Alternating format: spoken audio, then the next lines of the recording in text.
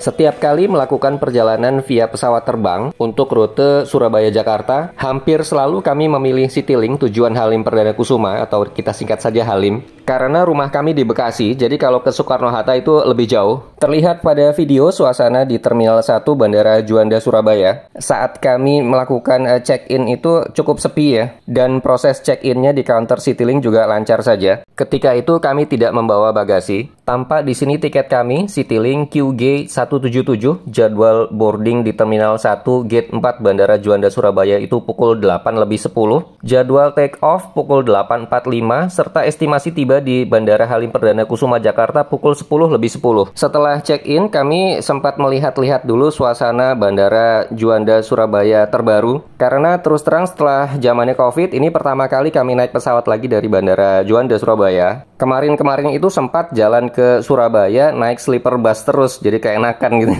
Kali ini karena jadwalnya agak mepet, jadi harus lebih cepat tiba di Jakartanya, kami akhirnya naik pesawat lagi. Interior Bandara Juanda Surabaya ternyata sudah jauh lebih baik daripada saat terakhir kali kami ke sini. Informasinya memang demikian, jadi sudah direvitalisasi dan mengalami peningkatan kondisi yang signifikan banget. Sebenarnya yang ingin kami bahas di sini bukanlah penerbangan Citylink-nya itu sendiri, tetapi mungkin karena ada di antara kita yang belum aware nih bahwa penerbangan ke Halim itu kan spesial ya. Jadi dari informasi yang kami terima, penumpang penerbangan komersial yang melalui Bandara Halim Perdana Kusuma Jakarta itu memang harus siap menghadapi expected delay atau penundaan penerbangan dadakan. Hal ini karena bagaimanapun, sebagaimana fungsi awal Bandara Halim sebagai Civil Enclave Airport atau bandar udara sipil dalam kawasan militer, sehingga apabila ada misi militer udara spesial atau perjalanan kepala negara, maka jadwal penerbangan komersial itu akan harus disesuaikan. Hal bahwa penumpang sudah diberitahu sebelumnya akan expected delay ini memang menjadi suatu masalah tersendiri, karena dari pengalaman kami sendiri ya selama ini mengambil flight dengan tujuan Bandara Halim, sebagian besar memang akan mengalami delay. Cukup jarang penerbangannya yang tiba di Halimnya itu tepat waktu. Jadi memang demikian bahwa karena Bandara Halim itu sejatinya memang dirancang sebagai bandara militer Indonesia ya, sehingga tetap akan memiliki kekhususan sendiri meskipun saat ini sudah dibuka untuk penerbangan komersial terjadwal. Sejumlah penerbangan penting spesial tersebut antara lain untuk perjalanan pemerintahan VVIP atau jika ada tamu negara, atau manakala sebagai pemilik bandara, TNI AU juga berhak meminta jatah penggunaan bandara untuk kepentingan latihan militer, misi militer udara spesial atau pengiriman bila terjadi bencana alam besar. Oke, kita kembali ke video. Kami dan penumpang lain pada flight ini sudah diperkenankan untuk masuk pesawat atau boarding. So far sih jadwalnya nih on schedule banget. Penumpang diarahkan menuju ke Garbarata, ini agak jauh dari gate 4-nya ya. Jadi sempat naik travelator juga. Sementara pesawat Citylink-nya terlihat di sebelah kiri sudah siap. Data singkat penerbangan Citylink QG 177 adalah sebagai berikut. Estimasi waktu dari Surabaya Juanda ke Halim adalah pukul 8.45 hingga tiba pada pukul 10:10. Waktu penerbangan sekitar 1 jam 25 menit. Jarak tempuh adalah 682 km, sehingga kecepatan rata-ratanya 481 km per jam.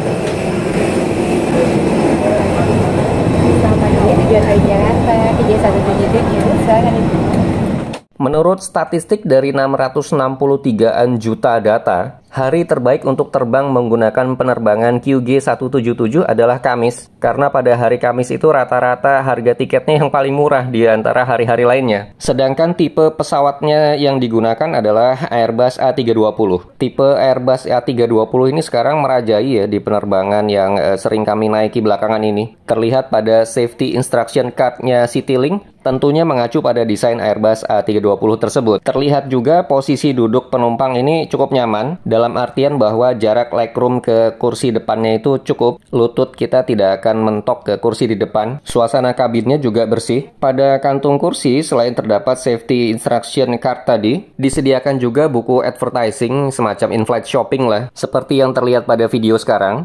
Kemudian ada juga buku kuliner, in-flight menu lah, makanan dan minuman yang bisa diorder selama penerbangan. Karena harga tiket Citylink ini kan tidak termasuk makanan.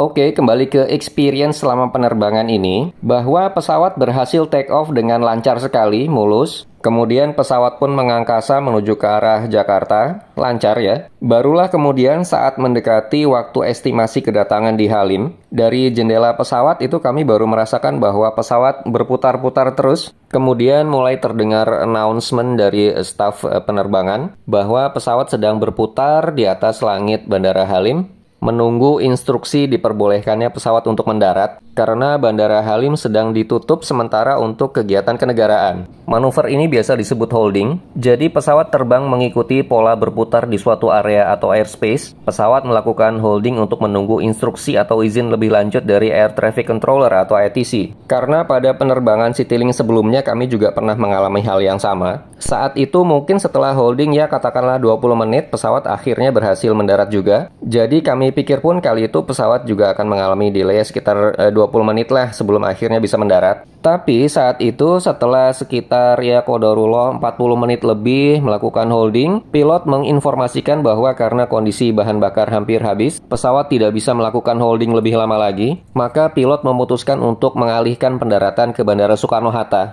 Nah, bagi kami, divert landing dari penerbangan yang seharusnya ke Halim Perdana Kusuma ini baru yang pertama kali. Sebelumnya nggak pernah experience sampai seperti ini. Oke, singkat cerita, akhirnya pesawat berhasil landing dengan selamat di Soekarno-Hatta. Di sini, pramugari mengumumkan bahwa penumpang diharapkan tetap di tempat duduk masing-masing, karena pesawat akan take off lagi dan kemudian mendarat di Halim Perdana Kusuma sebagaimana yang seharusnya. Tetapi nih, qadarullah lagi, setelah sekitar 60 menit menunggu di Bandara Soekarno-Hatta, maksudnya tetap di dalam pesawat, kami juga melihat bahwa AC ini dinyalain kenceng gitu ya, maksudnya supaya penumpang tetap nyaman. Penerbangan Citylink kami ini belum memperoleh izin juga untuk bisa mendarat di Halim sebagaimana mestinya, maka ya penumpang mulai protes walaupun masih sopan lah ya.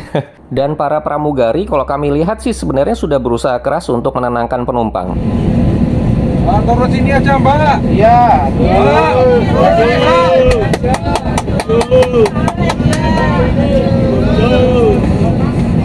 Mbak, turun sini aja Mbak. Aduh, mulai ini Pak.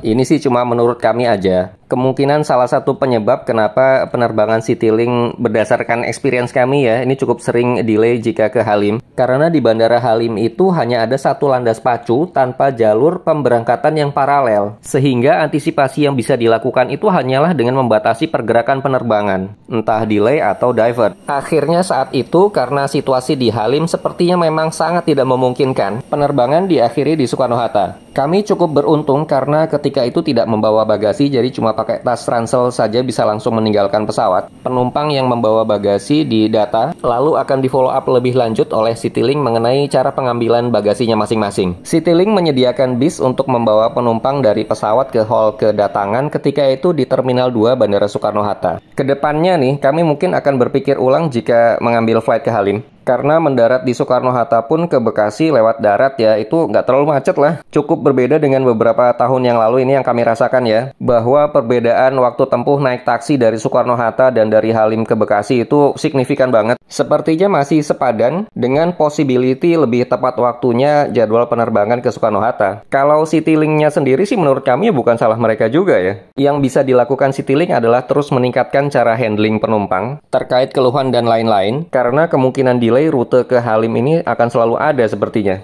Oke, demikian experience kami. Semoga bisa menjadi referensi. Goodbye for now.